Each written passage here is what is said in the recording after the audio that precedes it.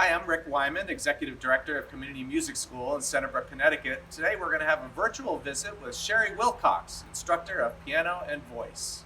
Hey Sherry, good morning. How you doing? Good morning. It's great to see you. Great to see you too. Thanks for visiting with us for a little bit.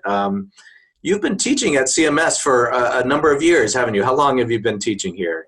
Over 17 years. Wow, that's incredible. So many people of all ages that you've influenced musically throughout this community. That's really incredible. And of course, now because of the coronavirus, we're offering lessons virtually as well as in person. And you've been teaching all of your students virtually, which is wonderful. Can you comment a little bit about how that goes? Because of course, when all of this started, we thought we were going to be teaching virtually for a little while, right? And now you've really made it an essential part of their ongoing music education. How does that work for you? So ultimately, I really miss being in person, but due to the circumstances, I think it was best for all parties, from my perspective, to do virtual learning. And so I have really thoroughly enjoyed the experience of gaining additional skills, technical skills and capabilities. I'm Zooming for my lessons. And although, as I said, it's not like the in-person experience, I'm still connected and very much involved with the students in their learning process. So it's gone rather well. It really, truly has. That's great. And then, of course, one of the things that you've taught for a number of years here at the school is Studio 24. Do you care to tell us a little bit about what that is, as well as how that's worked virtually? Sure.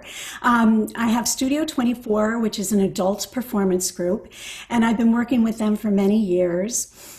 These are students that come with all skill levels. Some of them are seasoned singers, and they come together and sing all different type of genre. Sometimes we do musical theater, which everyone really truly loves. And then in addition to musical theater, we've done some other programs with some jazz pieces and some standards and some other wonderful collection of music. This time we're doing songs of love and longing. So we thought that would be wonderfully appropriate for this time. That's so great. And of course, you have an amazing pianist that works with you as well, right? Sue Saltis, and she's been preparing, I understand, recordings to accompany each of the students and that works wonderfully in this virtual setting as well, right? So that's really neat. And it's been impressive how you've really created special opportunities for students in these virtual settings. What's one of your favorite things, or what are some of your favorite things about teaching at CMS? You have been here a number of years, and you're in a good position to comment perhaps on the school. Right. I love the people. I love the faculty, the staff, management, working with people in a collaborative environment. It's so wonderful to see the faculty team together for projects and concerts.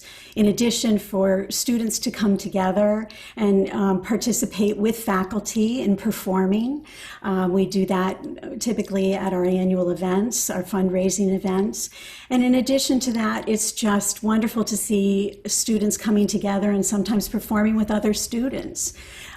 So I love the collaborative efforts and our ability to move out and reach out into the community so that there's the real sense of connection to the community. Oh, that's so cool. Community music school, right? So that's great. So we've been fulfilling that mission of sorts. That's really neat. Thanks. So having taught students on voice and piano in particular for a number of years, do you have any really favorite tips or ideas that come to mind for people that are learning to sing or learning to play piano or just learning music in general? I think the key is to do the work. There's no getting around it. We need to do the work consistently. And I think that's so important. When we practice, that we're focused and we're determined and we're dedicated. And in addition to that, I think that the most important thing is to sprinkle it with heart. And the reason why I say that is music is such a mind, body, soul experience. And to make real, true music, we have to connect to our heart, our very being. And so from my perspective, as I said, we work with students of all ages and skill capability. And so the one thing that we have is our own being and our own identity that we can bring to the music. And so that to me is everything. And I feel that if you do practice and you practice with that in mind, that will have you engaged in that whole practice mode, so that you are teaming together, working together, and really working towards those goals. And that's an interesting thing you mentioned about that, in that for someone who's a vocalist, they don't have the instrument. Like, I'm originally a saxophone player. You can hide behind your instrument in a way and have that be what speaks for you. But for voice, it's you, isn't it? And so it's interesting to hear you talk about the heart, because you're just bearing your heart there, aren't you? And that's really neat that you've been teaching so many people of so many ages to express that. And it seems like a especially good thing for us to focus on now, isn't it? It is. When we think about it, the people who have years and years of experience and have worked so diligently on developing their skills, their musicianship. I have sat in concerts where someone was giving the most pristine and beautifully played, technically played performance, but it left me cold. Mm-hmm. Mm-hmm. And so for me, it's that extra special heart, it's that depth of performance that comes from the body and soul. Nice. I love it. Thanks. So we have a recording of something that you recently prepared, right? And and it's you playing piano and singing. Do you care to tell us a little bit about what it is, and then we'll check it out? Sure.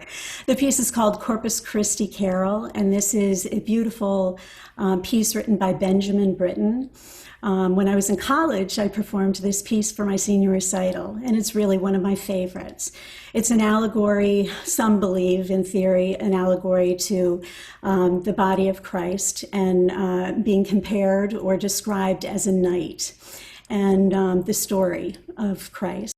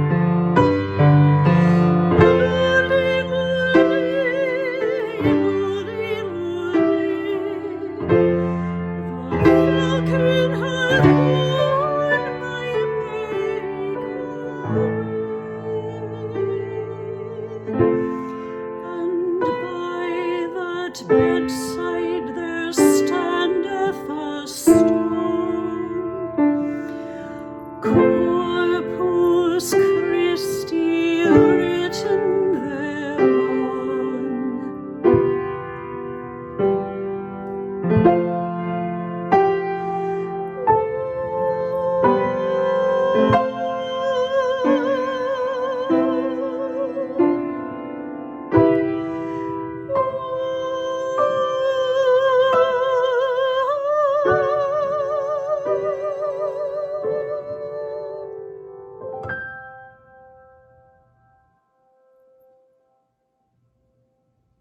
Oh, that was beautiful, Shari. Thank you so much for sharing that with us and for visiting with us today and for all you do for CMS.